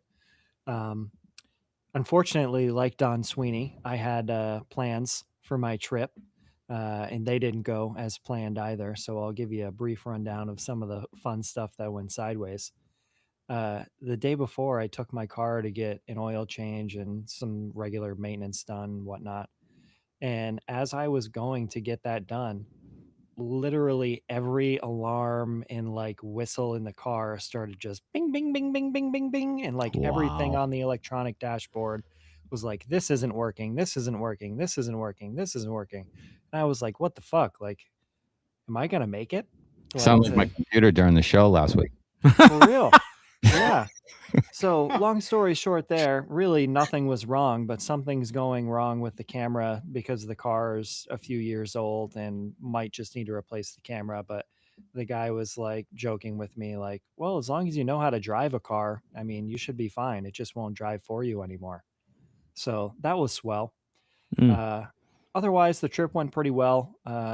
Outside of booking a hotel specifically with a pool for the children, and the pool not being functional while we were there. Sweet. That was a huge letdown. Sweet. So that it's was Clark a bummer. Griswold. This is your tent. Yeah. A little bit of vacation action. That's right. And the other wacky thing is I woke up in the middle of the night in a puddle of sweat. And I was like, what the fuck? I was like, usually in a hotel, the AC is so goddamn high. You're freezing. And the AC must have stopped working or something. My wife got up in the middle of the night and was pressing the buttons, and it was 75 degrees. She was like, there's nothing I could do. It wasn't working at all. So that was a hot start, sweating there. This hotel is really ruining my trip on the first, evening there, right? Next day, no problem. Get up, off with the kids, off to the Field Museum. We take a water taxi to Navy Pier. Everything's grand and glorious. And then we're done, and we're like, all right, let's take the water taxi on the way back. Boom, downpours. While we're on the fucking boat, going back for a 30-minute ride, and the inside was full. And what's really hilarious is it was empty at first. And my son goes, yo, I want to sit in there on the way back. And my wife's like, no, let's sit out front. Like, you get to see everything. A couple sprinkles started to drop. Everybody on top disappeared. No more room. Get rained on the whole time. Right before the the ride home. That was a hot ending. I was like, this is fucking wonderful. Jesus. So my plans were as lovely as Don Sweeney. Sometimes they don't work out. But I got a regular couple of topics here for the hockey talk. One of the commenters had in there about Cam Talbot and potentially the Bruins being interested in him. Led me to this question. Do you think that Korpisalo wanted out, or the organization actually wanted to move into the youth direction if they're interested in Cam Talbot? I think he wanted out. I think he already started that the year before, and I think he wasn't happy with his role. Not that he had any fucking leverage, because he wasn't very good, but I think in his mind he wanted more of an opportunity or whatever, just didn't love it. And eventually they were like, you know what, DiPietro's in a couple of years, let's give it a shot. So the whole Talbot thing, if that's true, what Rep is saying, then they aren't 100% confident in DiPietro. No. Which tracks with them. I mean, you know what I mean? Even though Sweeney came out and said it, like he came out and said like he's earned the right to have an NHL chance, but he said it about other guys and haven't given them a chance either. So it does track. That's RMO. They don't trust young guys. They just don't. They don't. And if you don't do that, then I don't know if you can ever really develop anybody. Like, it's just, I don't know if you have to go get, even Minton and Hustadinov, who are young, were from other organizations. So they were kind of, groomed to be hockey players. And Hustadinov had played, 70 games or whatever. And Minton was part of the Maple Leafs organization. So they take young guys from other organizations and then give them a shot, but they don't do it with their own homegrown people. Yeah. And the problem is at some point they're going to alienate every draft pick that they've ever had. Yeah, I mean, people are not going to be drafted by them if they continue this, because Pietro had two. What was he, like, the AHL goalie of the year, like 2 years in a row or something? Yeah. If that's the case, so he's AHL goalie of the year 2 years in a row. They say he's going to get a shot. He's basically on the team right now. If they go out and sign a veteran goalie to take his place, like, what does that say to anybody that comes through the Providence Bruins? This guy was basically the best player at his position in the AHL, and the team isn't going to give him a chance. So if you're anybody that gets drafted by the Bruins, you're like, well, how am I going to get a chance? If that guy can't get a fucking fair shake with this team, how the hell am I supposed to get a fair shake with this team? Unless I'm the best fucking player in the history of the AHL. How do I get a chance? Yeah. Then why not trade DiPietro a bit ago and then get a Talbot and just end that thing? It's just a bad what are you doing? Precedent to set. Yeah, it just pisses the person off more. I mean, if you were to trade DiPietro back in July or whatever, then that would be better treatment of him than playing this fucking game until September. Right. And then trade him when everybody has their goalie set. Yes. Like, it's almost like you're like getting to a point where you can't really trade him, so he has to go back to Providence. Like, again, why? What are we doing? And that's so hopefully they give him a shot, and that's not the case. But Len Geekie was drafted by Carolina and played with Seattle, and then the Bruins. Yeah. Next up on my list here, a quick note. We had a positive Smitty early on in the show, and I think we lasted a little around 30 to 40 games last year of positive Smitty before we went off the rails. So we were off the rails early, and then we were positive in the middle, and then we went back up. Yeah, and then we were waiting for Maddie to turn green. Look, we're trying. We're trying slowly but surely. A quick note for Lindholm that kind of ties into my final big topic. If you have Lindholm in your top six and he's constantly getting torched by the fan base and he's not really producing, doesn't it behoove you to kind of, start him on that third line? And I think I forgot who said it, but they made a note to his back problems, and this is what he is now, Yeah. referring to Lindholm Which was as an a interesting 40-point quote. player. Yes. Yeah. So like that leads me to think that maybe they will just put him in a place that's good for him, which is the third line, regardless of what money he makes, because that's just overall what's better for the team. That's the thing about it, is that if you've said that and then you put him at top line center, you look like a moron. Like, are you trying to win? So, Like crazy. look, I agree with all of that, and it makes sense. Which is the reason that they're not going to do it, is because it makes sense. It's Makes sense. logical. You're talking Yeah. logically, Connor. They About do the this Boston shit. Bruins.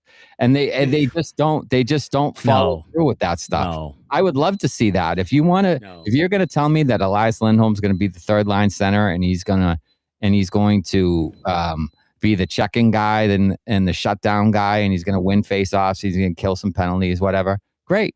Like, I'm perfectly fine with them putting him there. He has a role. He's pretty good at it. Great. Like, move Minton up to 2C. Zacha to 1C, I guess. Yeah.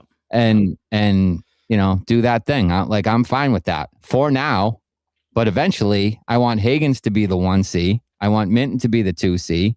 Mhm. And I want Letourneau or whatever to be the 3C.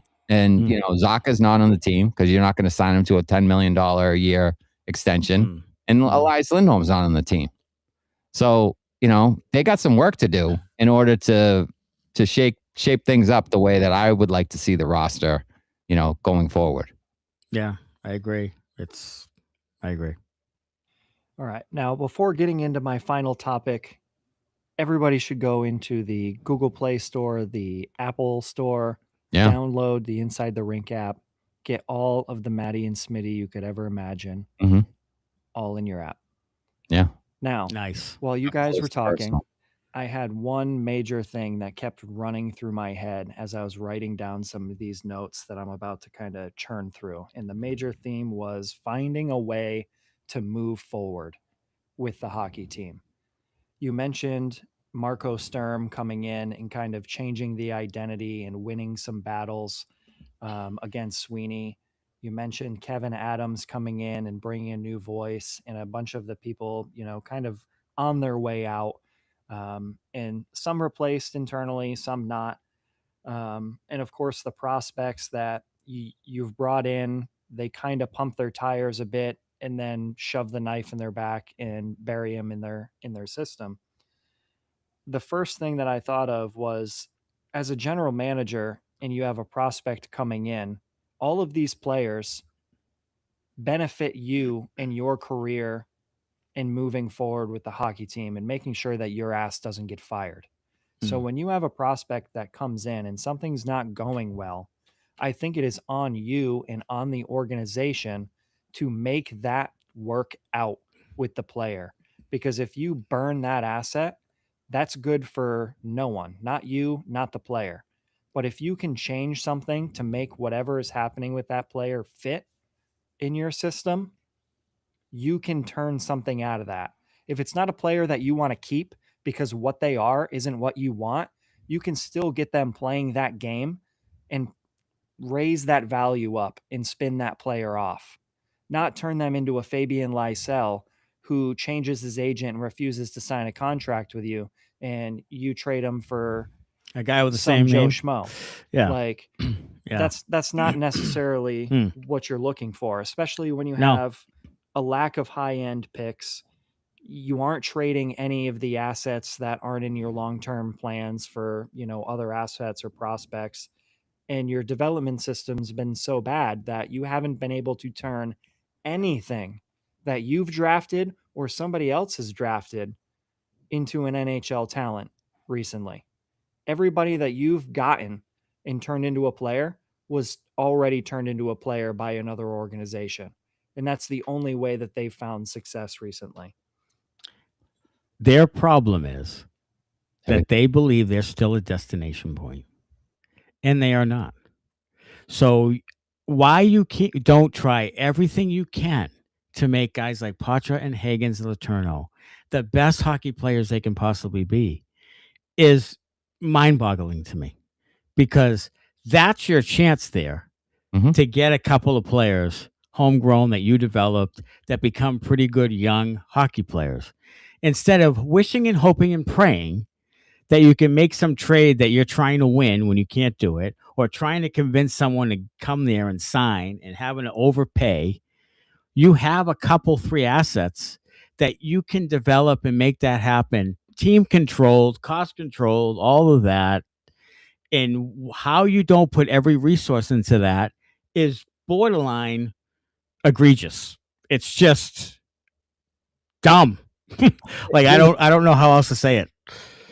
No, there really isn't any other way to say it, unless you want to throw some swears in, which it's fucking dumb. I would fully endorse. Sorry, John. Here's a question. Yeah, sorry, John. Here's a question for you. And for the commenters too. Why not? Who do you think will play more games next season for the Boston Bruins? Oh, I love these games. Matt Poitras or Ivan? Oh boy, this is a good one.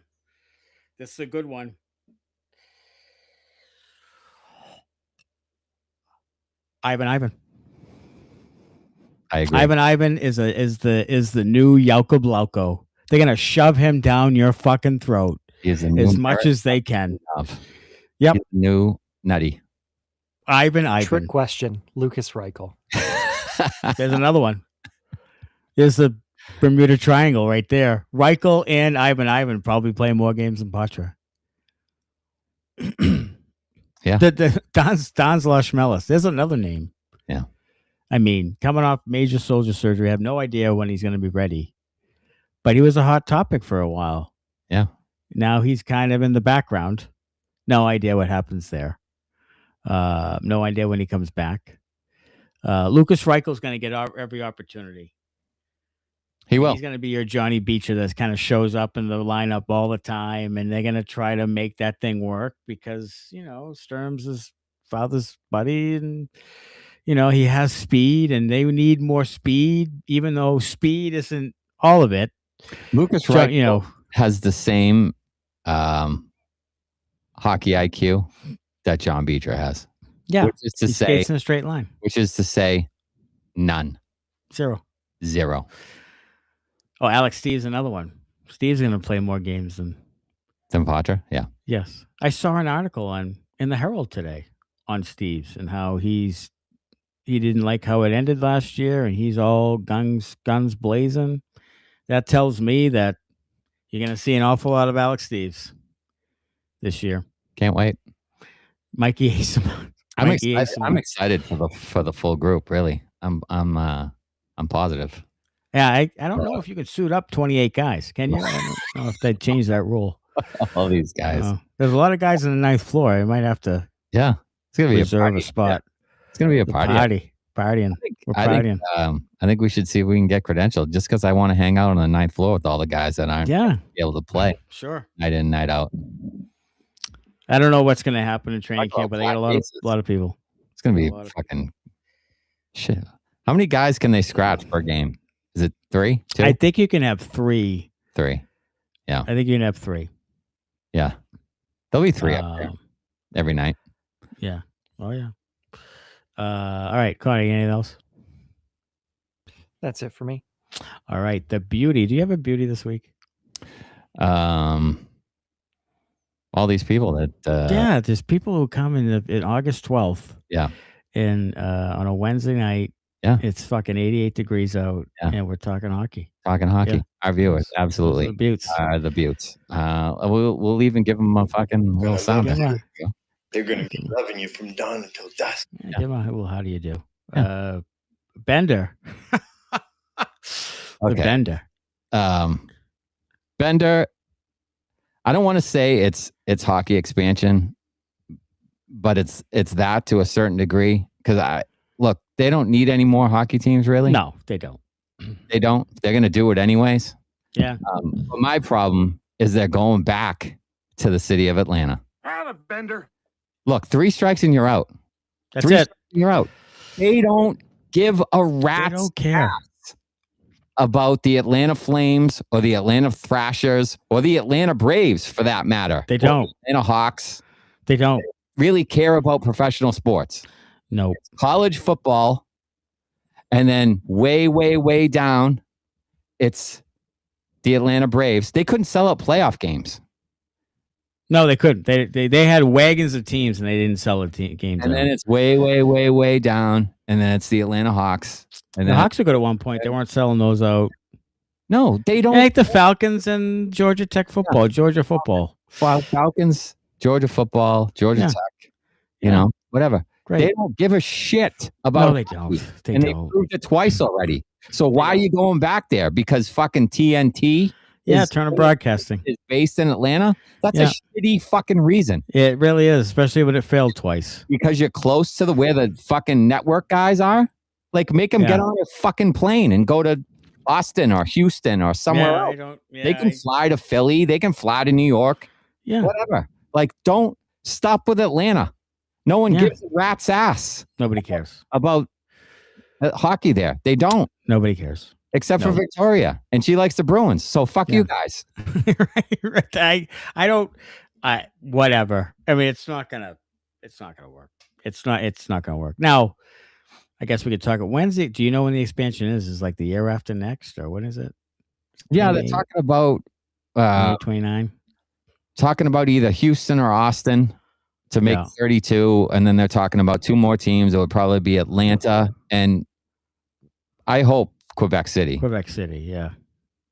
So that would be the first for me is Quebec City, but we'll have to see down the road who. That's another expansion draft, and who do you keep, and maybe that's why they Bruins, they're looking ahead. Who gets exposed, and the fourth line guys they can get rid of. Yeah. Although the Bruins like to give no trade clauses to fourth liners, so who the fuck knows? They'll probably have to get rid of Pastrnak because they've given fucking Tanner Jeannot a no trade clause. Yeah, I mean the no trade clauses. Yeah, I don't know. I don't know. I don't love expansion either. There's just not enough good hockey players as it is, and then you're gonna have 4 more teams, 2 more teams, 4 more. I don't know. I just don't think it's. I don't love teams in non-traditional places. Anyway, I mean, Florida has kind of worked, but those teams have been really, really good. Like, if Atlanta comes in and is not great, that thing's not going to fucking work at all.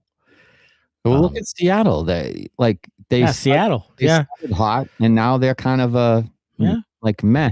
And I don't know, the fans still jacked up. Are they still selling the building out? I don't think so. I don't know because if you're not very good, and that's in the Pacific Northwest where hockey's a thing. Vancouver's close. Like that's a natural rival.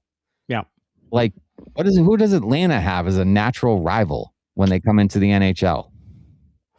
It'd be Carolina, right? It's not the Florida teams. Georgia, South Carolina. Yeah, so Carolina, North Carolina, Georgia. I guess. But I guess really, I don't know. So to me, it's a waste of time. Is all I'm saying. It's a waste of time. They shouldn't go back to Atlanta. It's already failed twice. I don't know why they think it would work a third time when it hasn't worked before. Yeah, and the other team that they're considering is they're going back to Arizona, back to Phoenix. Oh, okay. Yeah. I think Phoenix have a better chance than fucking Atlanta. I just think that Atlanta, I would argue that Atlanta is the one city that cares the least about hockey in the entire United States. Like maybe Cheyenne, fucking Wyoming. Like it's up there in the top 3 of cities who don't care at all about ice hockey. Yeah, part of the reason they're doing is the media markets, and I get it. It's a TV thing. It's a money fucking. I get it. Yeah. I do. I understand that. Yeah. But of the major media markets, that is the one that does not care at all about hockey. It doesn't. But there's revenue sharing, and I'll tell you what, NHL's fat and happy right now, and whenever you're fat and happy, you're bound to fuck it up. Sure.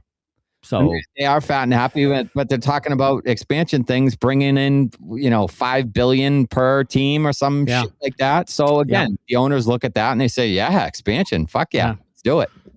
But there's been a real problem lately with, again, it was the Yankees just now, with the private equity. Yeah, that's gonna cause some problems because these teams are becoming so expensive that not even billionaires can buy these teams anymore. So Yeah. now it's going to change the whole dynamic of how sport. I'll tell you, sports 20 years from now, it's going to look a hell of a lot different than it is now. Sure And is. I'm not going to love it. I'm not going to love it. I just know it. I'm not going to love it. I'm really concerned about it, to be honest with you. All right. We're on a bender. All right. And here are the 10 questions. First, can you assemble things? Yes. You can. Mhm. You YouTube a lot with that? Yeah, I'll YouTube it. I mean, Yeah. I got my bed Okay. in the mail. One of those deals. I didn't buy it from like Jordan's Furniture. So it came I put my fucking bed together, and it's still it was like 5,000 matchsticks and you just put it all together. yeah. Nice. I mean, essentially, yeah. Sweet. Last thing you took a photo of? Might have been a beer. Yeah. Why not? Might have been some kind of a drink or a beer. Let me see. I'll look real quick. Here we go. Photos.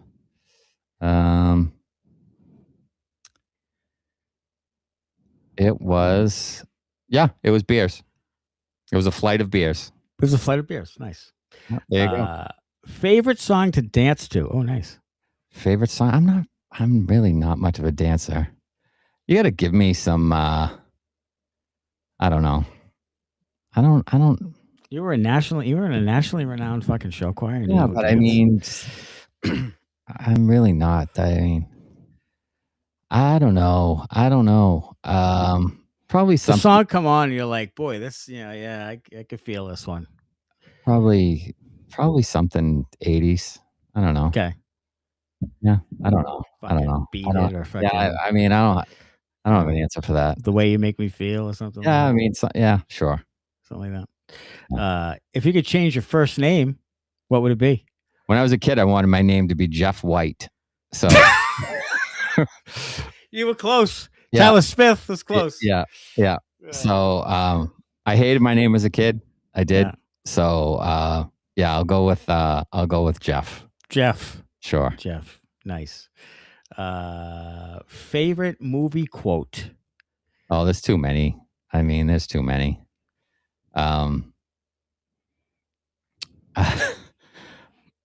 There's too many.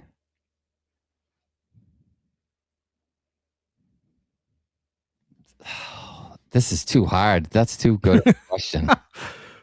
That's too good of a question. There is. I mean, there's about 15 movies that there's a ton of quotes in. Like Wedding Crash. I keep going back to Wedding Crashes. Like the first scene in Wedding Crash is so underrated. Yeah. It is fucking so funny. That first when they're in mediation and they're just saying all this shit. It's so funny. I mean, just the tip to see how it feels out. Yeah. I mean, there's there's anything really from Vacation. Like when he loses his mind in the car. He's like, we're 5 minutes from the fucking fun park and you want to turn around? That one kills me. Touch. Yeah. Breakfast Club. Like, oh yeah. I saw Breakfast Club just the other day. It was on, and that's another movie I have to keep watching it once it's on. Yeah. And absolutely. Jesus Christ. The quotes is like one after the other. Yeah. Like the entire movie. Yeah. Who would your mom marry, Mr. Rogers? No, Mr. Johnson. Yeah. There's too many. I mean, I quote movies all the time, so that's too hard of a question. Yeah. You have $1,000. Yeah. And you have to put it on one number on the roulette table. What number is it? It is 9. 9. 9. 36 grand goes your way right there. Would you rather bungee jump or parasail? I have parasailed, and I have not bungee jumped, so I would rather bungee jump. Okay. I would like to try that. Did you like parasailing? I loved it. It was awesome. Yeah. I had it. I did it in Aruba, I believe. I parasailed. Nice. But I would 100% bungee jump. I was actually going to do it over a parking lot when I was on spring break in college, and I'm kind of glad I didn't because I was half in the bag, and I'm not sure the people that were operating the bungee thing were 100% on the level. So I feel like split my fucking Dodged the bullet there. head open. Wow. On the parking lot. Yeah. Yeah. Jesus. Could you describe the ruckus, sir? Yes. Jesus. That's it. I make $31,000 a year. I expected more from a varsity line. Get out of here. Would you rather eat pig's feet or alligator? I've had alligator. Have you? Wow. I would rather eat that than pig's feet.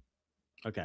The look of pig's feet just doesn't do it for me. Alligator just looks like kind of crunchy chicken tenders kind of a thing. Okay, so I know this about pig's feet or grits. I'll go grits even. Yeah. Really? Yeah. Oh, okay. My palate's a little changed a little bit because you can throw some fucking maple syrup or some shit in there. Yeah, you can doctor it up. Yeah, you can doctor it up. Yeah. Yeah. It's hard to doctor up a fucking alligator tail or whatever, or a fucking pig corn on his foot. Yeah, it's a lot. Yeah. 1 to 10, rating 1 to 10. How good of a public speaker are you? I've gotten way better, much better, since doing this. Yeah, sure. Yeah, but I would say overall, I'm like a 2 or a 3. I'm very low. Yeah, I wouldn't give myself much credit as far as that goes. And what is your favorite energy drink? I don't drink energy drinks. No energy drinks for you? Have you ever had an energy drink? Red Bull. I had one sip of Red Bull once, and I was like, no thanks. Too fucking sweet. Like I don't like it. I've never had I've had a Monster energy drink too. It tastes like Mountain Dew. I've had that before. Yeah, have you? Yeah, I'll have like 1 cup of coffee a day. I'll get a medium iced coffee or a medium hot coffee. I don't really have anything else after that. I don't drink soda anymore. I used to drink it, but I don't really drink it anymore. So that's it. That's all the caffeine I get. Boom. For sure. There it is. Done. Eileen is too many F-bombs. Yeah. No shit. Yeah. Too many. Yes, Eileen is an excellent driver. She is an excellent driver. Probably a better driver than me. Too many F-bombs. Yeah, I took a public speaking class in college. It was the best thing I ever did. Lynn's giving me a 10 for public speaking. God bless you, girl. 10. Appreciate you. 10. You know, you got that. that Boston guy kind of like. It's very nice. I appreciate it. You know what I mean? Yeah. I used to freeze up. Yeah. Speaking, absolutely freeze up. Smitty so the other day we're golfing 9 holes. Yeah. And we paid for 9. Yeah. And there's like no start or anything. So we just played 18. We just kept going. So then we tried it again this past weekend. We're playing 9 and pay for 9. Yeah. And we get to, and it's getting a little late. So it's like 6:30 p.m. And we have a cart. So we get to about hole 12. And the guy is coming around the cars like, you got to get those carts in. And I think you guys were 9 holes anyway. I'm like, oh, really? I didn't realize it was 9 holes. I thought I paid for 18. But we've done that a couple of times. Going? Yeah, I would keep going. Sure. Yeah. I mean, especially if there's no starter or anything. Yeah, if nobody's there, I'll keep playing. Yeah. 100%. We've been playing golf. We were down the Cape. Well, it's not the Cape. It's not over the bridge. It's Wareham. So Wareham counts as Cape. Yeah, see, I think too, just because I grew up going down there. Wareham counts as Cape. But people are like, no, it's not over the bridge. It's not Eilen's like, it's not over the bridge. No. Yeah, but it still counts. See, I think it does. Yeah. But I'm Wareham is in the Cape Cod League. Last I checked. Yeah, there you go. Hey, thanks for joining us, everybody. Always happy to have you with us. Next Wednesday, we'll get back at it again. We're getting closer to Bruins hockey. It's getting a little tough, but getting a little thin. Maybe we should do maybe we should just next week. We should just have the commenters just decide what they want. You know what? Let's go agenda free. Agenda free Wednesday night. Yeah, I love it. That's what we're doing. Yeah, agenda free. We're just going to open the show and we're going to be like, jump in the chat and let's talk about, or send us some stuff, DM and X or whatever whatever. X, we'll just Facebook, talk about what we want to talk. fucking Instagram. We're on all those damn things. TikTok, whatever. Send us a message. Let us know what you want to talk about, or jump in the comments, and we'll just leave it open. You guys can decide what we talk about next week. Let's just banter. Yeah, I love it. All right, let's do that next Wednesday. Until then, as always, go Bruins. Thanks a lot. Bye-bye.